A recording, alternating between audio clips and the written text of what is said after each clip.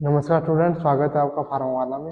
आज का जो हमारा टॉपिक है वो है एड्रेनर्जिक एजेंट। पिछली क्लास में हमने पैरासिम्पैथोलाइटिक खत्म किया था। आज की क्लास में हम पढ़ेंगे सिम्पैथोमाइमेटिक।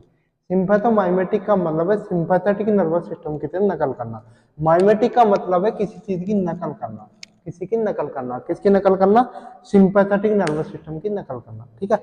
पहली क्लास में जब मैंने एएनएस स्टार्ट किया था तो मैंने दो वर्ड बताए थे, एक पैरासिम्पैथेटिक और सिंपैथेटिक।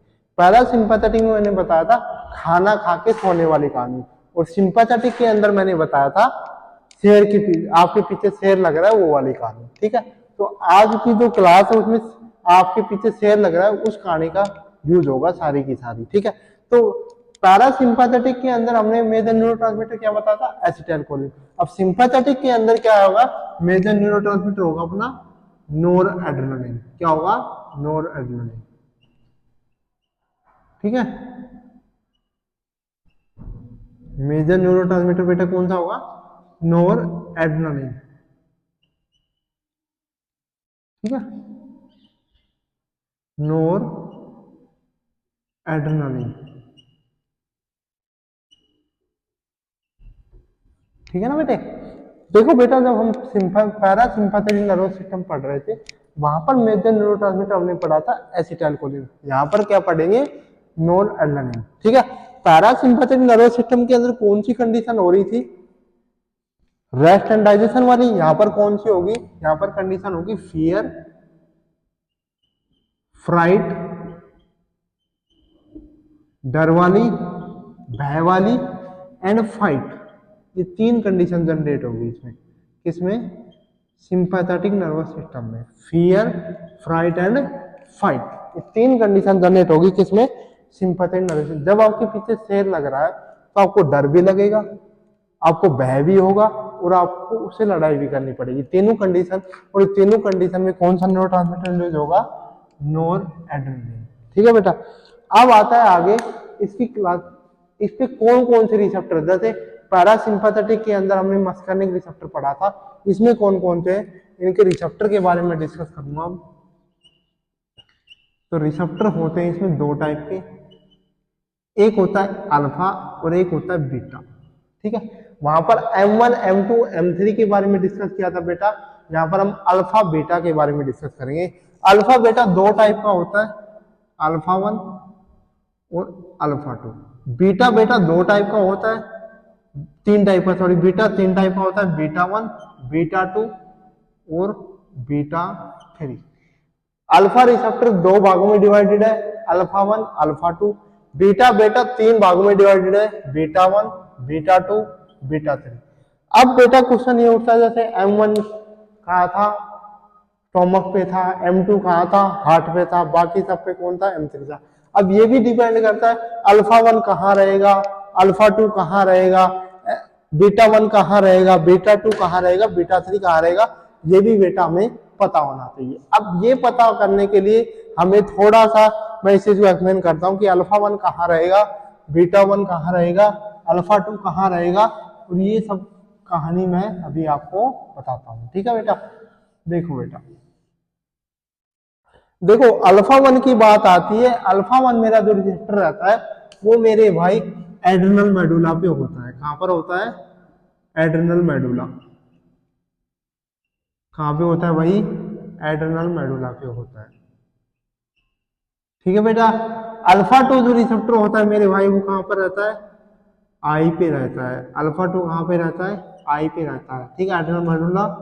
और सीएनएस मतलब ब्रेन पे, ब्रेन पे कह दो, सीएनएस नहीं, ब्रेन पे। ठीक है। और अल्फा 2 कहां पर रहेगा? आई पे रहेगा, और जेजी सेल पे रहेगा। कहां पे रहेगा? जेजी सेल पे रहेगा। जस्टा ग्लोबुलर सेल जो किडनी में रहती है वहां पर आई, और जेजी सेल पे अल्फा 2 और अल्फा 1 एड्रेनल मेडुला ब्रेन। अब अल्फा 1 रिसेप्टर किस पाथवे को फॉलो करेगा, किस रिसेप्टर को फॉलो करेगा? जीपीसीआर रिसेप्टर को फॉलो करेगा। और जीपीसीआर में कौन सी यूनिट को, किस पाथवे को? जीक्यू को करेगा। मतलब अल्फा 1 रिसेप्टर क्या करेगा? कॉन्ट्रेक्शन कोज करेगा। क्या करेगा बेटा? कॉन्ट्रेक्शन कोज करेगा, जीक्यू। अल्फा 2 रिसेप्टर का दूसरा नाम बता रहा हूं। अल्फा 2 रिसेप्टर को हम बेटा ऑटो रिसेप्टर के नाम से भी जानते हैं। किसके नाम से जानते हैं? ऑटो रिसेप्टर के नाम से जानते हैं। अब बेटा इसको ऑटो रिसेप्टर क्यों बोलते हैं, क्योंकि अल्फा 2 भी बेटा जीपीसीआर ही फॉलो करता है, लेकिन इसमें जीपीसीआर में कौन सी पाथवे फॉलो करता है, जीआई। इस जीआई पाथवे की वजह से अल्फा 2 रिसेप्टर बेटा ऑटो रिसेप्टर कहलाता है। बात आई समझ में तो करना हाँ, अन्यथा करना ना। That's right. आगे चलते हैं हम क्लासिफिकेशन पे, ठीक है, सॉरी बीटा पे। अल्फा का खत्म, बीटा पे। बीटा 1 बेटा हमारा प्रेजेंट होता है हार्ट, हमारे दिन कितने रहते हैं, एक रहते हैं, तो बीटा 1 कहां पर प्रेजेंट रहता है, हार्ट पे। दिल कितने रहते हैं भाई, एक रहते हैं, तो बीटा 1 हार्ट पे। लंग्स बेटा कितने रहते हैं, 2 रहते हैं, तो बीटा 2 कहां प्रेजेंट रहेगा बेटा, लंग्स पे रहेगा। बीटा 2 बेटा कहां रहेगा, लंग्स पे रहेगा। बीटा 2 कहां रहेगा, लंग्स पे। और बीटा 3 बाकी सब ऑर्गन पे, जो बचे हुए ऑर्गन हो गए ऑल अदर ऑर्गन, वहां पर कौन सा रहेगा, बीटा 3, ठीक है, वहां पर कौन सा रहेगा, बीटा 3। जैसे हमारी आई पे हो गया, सॉरी आई पे नहीं, मसल्स पे हो, एडिपोज टिश्यू पे बीटा 3, वैसे मेनली मैं बता देता हूँ किस पे रहता है, एडिपोज टिश्यू पे रहता है। बीटा 3 जो रिसेप्टर रहता है बेटा वो एडिपोज टिश्यू पे रहता है। मैं लिख भी देता हूँ बीटा 3, इसको मिटा के बीटा 3 जो रिसेप्टर पे रहेगा वो कहाँ रहेगा, एडिपोज टिश्यू पे, ठीक है बेटा। बीटा 1 कहां पर रहता है, हार्ट पे। बीटा 2 कहां रहता है, लंग्स पे। बीटा 3 कहां रहता है, एडिपोज टिश्यू पे। ये तीनों की तीनों रिसेप्टर बीटा 1, बीटा 2, बीटा 3, ये भी तीनों रिसेप्टर हमारे जीपीसीआर को फॉलो करते हैं। किसको फॉलो करते हैं, जीपीसीआर को। और जीपीसीआर में किस यूनिट को फॉलो करेंगे, जीएस को फॉलो करेंगे। देखो अल्फा 1 भी जीपीसीआर को कर रहा था, अल्फा 2 भी जीपीसीआर को कर रहा है, बीटा 1 भी बेटा जीपीसीआर को करेगा, बीटा 2 भी जीपीसीआर को करेगा, बीटा 3 भी जीपीसीआर को करेगा। लेकिन alpha 1 alpha 2 GPCR, alpha 1 GPCR में किस यूनिट को फॉलो करेगा, जी क्या को। अल्फा 2 जीपीसीआर में किस यूनिट को फॉलो करेगा, जीआई को बेटा, ठीक है। बीटा 1 जीपीसीआर में किसको फॉलो करेगा, जीएस को। बीटा 2 भी जीएस को, बीटा 3 भी जीएस को, ठीक है बेटा, इतना समझ में आ गया। अब आते हैं हम क्लासिफिकेशन पे। हम इन रिसेप्टर का क्लासिफिकेशन पढ़ते हैं, डायरेक्टली एक्टिंग ड्रग, ठीक है। अब आता है पहली ड्रग आती है नोर एपिनेफ्रिन, नोर एपिनेफ्रिन। अगली ड्रग आती है एपिनेफ्रिन, इसी को हम नोर एपिनेफ्रिन को ही नोर एड्रेनलिन बोलते हैं और एपिनेफ्रिन को ही हम एड्रेनलिन बोलते हैं, ठीक है, एक ही बात है। इसी को हम बोलते हैं एड्रेनलिन और इस नोर एपिनेफ्रिन को बोलते हैं भाई नोर एड्रेनलिन, ठीक है बेटा, कोई दिक्कत। फिनाइल एपिनेफ्रिन, ठीक है, उसके बाद डोपामिन, उसके बाद मिथाइल डोपा, उसके बाद क्लोनिडिन आएगा, उसके बाद डोब्यूटामिन आएगा, उसके बाद आइसोप्रोटेनोल आएगा, उसके बाद टर्ब्यूटालिन आएगा, उसके बाद सल्ब्यूटामोल आएगा, उसके बाद नेफाजोलिन आएगा, उसके बाद ऑक्सीमेटाजोलिन आएगा, उसके बाद जाइलोमेटाजोलिन आएगा। अब मेरे भाई क्वेश्चन ये उठता है बेटा कि कौन सी ड्रग के रिसेप्टर पे काम करती है, जो मेरे भाई नोर एड्रेनलिन है ये अल्फा 1 पे भी काम करेगा, अल्फा 2 पे भी काम करेगा, बीटा 1 पे भी काम करेगा बेटा, और ये भाई बीटा 3 पे भी काम करेगा, बीटा 2 पे काम नहीं करेगा नोर एड्रेनलिन। अब बात आती है एड्रेनलिन कहाँ कहाँ काम करेगा, मैं लिख रहा हूँ अल्फा 1 पे भी काम करेगा, अल्फा 2 पे भी काम करेगा, बीटा 1 पे भी काम करेगा, बीटा 2 पे भी काम करेगा, बीटा 3 पे काम नहीं करेगा। एड्रेनलिन और नोर एड्रेनलिन में यही डिफरेंस है, नोर एड्रेनलिन मेरे भाई बीटा 2 पे काम नहीं करेगा और एड्रेनलिन मेरे भाई बीटा 3 पे काम नहीं करेगा, ठीक है। अब बात आता है सारी फिनाइल एपिनेफ्रिन कहाँ काम करेगा, तो याद रखना मेरे भाई फिनाइल एपिनेफ्रिन अल्फा 1 पे भी काम करेगा, अल्फा 2 पे भी काम करेगा, नॉन सेलेक्टिव अल्फा ब्लॉकर है, ठीक है, अल्फा 1 अल्फा 2, ठीक है। वैसे एडिशनल प्रॉपर्टी होती है बीटा 1 भी होती है इसके अंदर, बीटा 2 भी होती है, बीटा 3 ये सब पे काम करेगा, ठीक है, फिनाइल एपिनेफ्रिन। एक ड्रग और होती है आइसोप्रेनिलिन, मैं यहाँ लिख रहा हूँ नीचे आइसोप्रेनिलिन, वो भी क्वेश्चन पूछा जाता है बहुत बार। आइसोप्रेनिलिन एक ड्रग और होती है, नीचे लिख देता हूँ मैं आइसोप्रेनिलिन, ये क्वेश्चन जरूरी है, पूछा गया फार्मासिस्ट में कई बार। आइसोप्रेनिलिन ड्रग, ये ड्रग का नाम देके और ये पूछा गया है कि किस किस रिसेप्टर पे काम करती है, तो बेटा याद रखना आइसोप्रेनिलिन जो ड्रग है वो बीटा 1 पे, बीटा 2 पे और बीटा 3 पे, non selective beta. Non selective alpha की बात करते फिनाइल एपिनेफ्रिन है और नॉन सेलेक्टिव बीटा की बात करें तो आइसोप्रोलिन। ठीक है बेटा, अगली ड्रग आती है डोपामिन, D1 D2 पे काम करेगा। जो मिथाइल डोपा भी वही काम करेगा। क्लोनिडीन जो है, क्लोनिडीन मेरे भाई, क्लोनिडीन और मिथाइल डोपा, क्लोनिडीन और मिथाइल डोपा मेरे भाई अल्फा 2 पे काम करेगा। कहाँ करेगा? क्लोनिडीन और मिथाइल डोपा दोनों की दोनों ड्रग कहाँ काम करेगी? अल्फा 2 पे काम करेगी। जो डो ब्यूटामिन है, इसको याद रखना, डो ब्यूटामिन केवल बीटा 1 पे काम करेगा।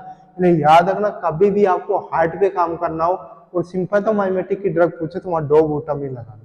जिस क्वेश्चन में हार्ट का जिक्र कर रहा हो, दिल का जिक्र कर रहा हो और सिम्पैथोमाइमेटिक ड्रग पूछ रहा है तो डो ब्यूटामिन लगाना है, क्योंकि मैंने पहले ही बता दिया बीटा 1 कहाँ प्रेजेंट होता है? हार्ट पे प्रेजेंट होता है। बीटा 1 हार्ट पे, बीटा 2 लंग्स पे, बीटा 3 एडिपोज टिश्यू पे। ठीक है भाई। उसके बाद आती है आइसोप्रोटेनॉल। आइसोप्रोटेनॉल और आइसोप्रेनिलिन एक ही बात है, कोई दिक्कत नहीं है, एक ही ड्रग है। ठीक है।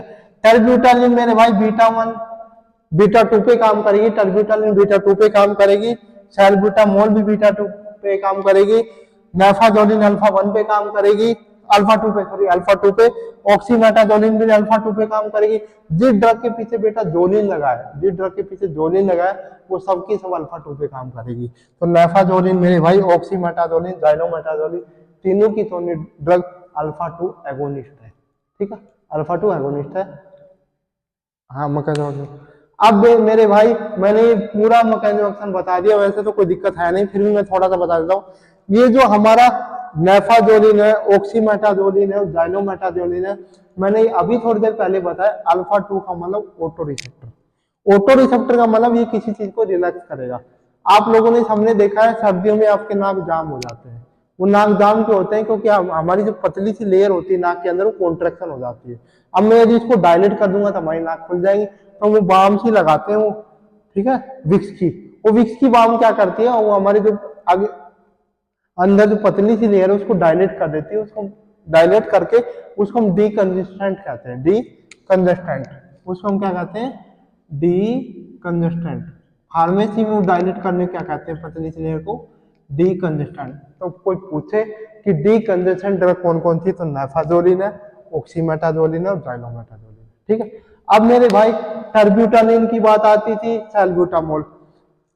आपको पता है आपके अस्थमा हो गया, अस्थमा हो गया तो ब्रोंकाई क्या हो जाएगी? कॉन्स्ट्रिक्ट हो जाएगी। ठीक है। और आपके पीछे शेर लग रहा है, सिम्पैथोमाइमेटिक में कौन लगेगा? आपके पीछे शेर लगेगा। तो आपके पीछे शेर लगेगा तो आपको सांस तो ज्यादा लेने की जरूरत है।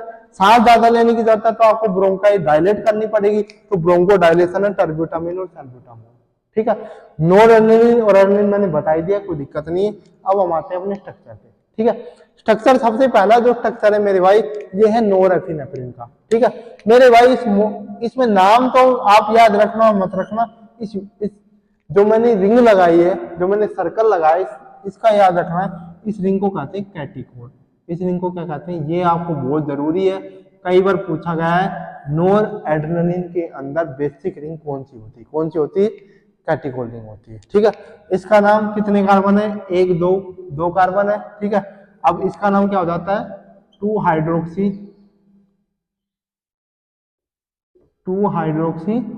इथाइल अमीन। 2 हाइड्रोक्सी इथाइल अमीन। ठीक है, ये इसका नाम होगा। और इस रिंग का नाम मैंने बता दिया कैटिकोल। ठीक है। इसका आईपीएसी नेम लिखना चाहो तो नंबरिंग करनी पड़ेगी आपको, 3 4 5 6 7 8। तो क्या हो जाएगा? 5,6 डाइहाइड्रोक्सी बेंजीन। 5,6 dihydroxy benzene. ठीक है। वैसे कैटिकोल लिख दोगे सर्कल लगा के तो आपका नंबर कोई नहीं काटेगा। सबसे महत्वपूर्ण चीज है, एग्जामिनर खुश हो जाएगा वैसे देख के। अगला जो रिंग है, अपना जो अगला स्ट्रक्चर है डोब्यूटामिन का। डोब्यूटामिन बीटा 1 रिसेप्टर पे काम करी, हार्ट पे काम करी। इस रिंग का नाम होता है मेरे भाई नेफ्थलीन। सबको पता है जब 2 बेंजीन रिंग फ्यूज हो जाती है तो उसका नाम क्या होता है? नेफ्थलीन। जब 3 हो जाती है तो एंथ्रासीन। तो इस रिंग का नाम क्या हो जाएगा? नेफ्थलीन। इस रिंग का नाम क्या हो जाएगा मेरे भाई? नेफ्थलीन। इस रिंग का मेरे भाई इमिडाजोल नाम होता है। इस रिंग का क्या नाम होता है? इमिडाजोल। तो नेफ्थलीन, इमिडाजोल। तो मेरे भाई इसमें क्वेश्चन क्या आता है? कंपटीशन की हेल्थ। कंपटीशन में क्वेश्चन क्या पूछा गया है? बहुत बार पूछा गया है कि डोब्यूटामिन के अंदर बेसिक रिंग कौन सी होती है? तो आपको नेफ्थलीन नहीं लगानी, इमिडाजोल लगानी है, क्योंकि इमिडाजोल रिंग ही डोब्यूटामिन की एक्टिविटी के लिए रेस्पॉन्सिबल है। ठीक है। बेसिक मोइटी, मेन मोइटी अपनी इमिडाजोल है। जब भी बेटा 5 मेंबर रिंग के अंदर 2 नाइट्रोजन एटम आ जाए तो उसको इमिडाजोल बोलते हैं, उसको क्या बोलते हैं, इमिडाजोल। और एक आए तो उसको बोलते हैं पायरोल। ठीक है बेटा।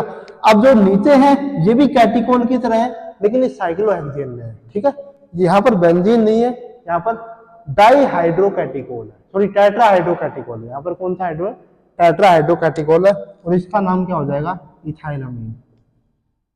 इसका नाम क्या हो जाएगा बेटा, इथाइल अमीन। ठीक है, नंबरिंग करो 1 2 3 4 5 6 7 8। ठीक है, इस वाली का नाम इथाइल अमीन, तो इस सर्कल वाली का नाम क्या हो जाएगा, 5 6 डाई हाइड्रोक्सी साइक्लोहेक्सेन, साइक्लोहेक्साइन। ठीक है, साइक्लोहेक्सेन क्यों नहीं लिखा, साइक्लोहेक्सेन इसलिए नहीं लिखा तो मेन चेन अपनी ये है NH2 वाली, और ये अपनी साइड चेन है, साइड चेन में YL लगाते हैं।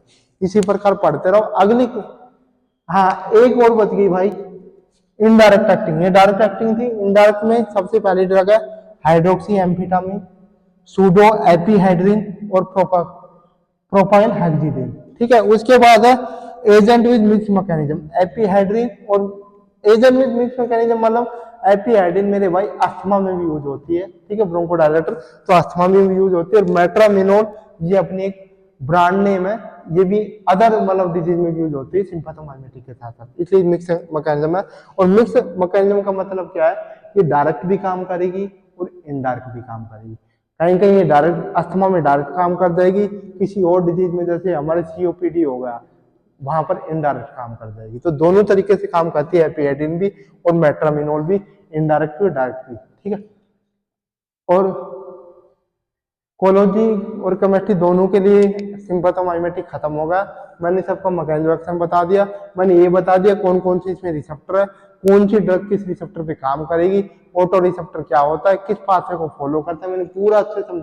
ये सारा जो मैंने रिसेप्टर बताया बेटा, ये अपना कोलॉजी के लिए है। जो मैंने लिखा है कि ये ड्रग इस रिसेप्टर पे काम करेगी, कोलॉजी में लिखा है। ठीक है, और जो मैंने ड्रग का स्ट्रक्चर बताया है और क्लासिफिकेशन तो देखो कॉमन है दोनों में, इकोलॉजी और मेडिकल, जो स्ट्रक्चर है ये मेडिकल के लिए। ठीक है, इसी प्रकार पढ़ते रहो, बने रहो चैनल पे। अगली क्लास में हम सिंपैथोलाइटिक पढ़ेंगे। Thank you.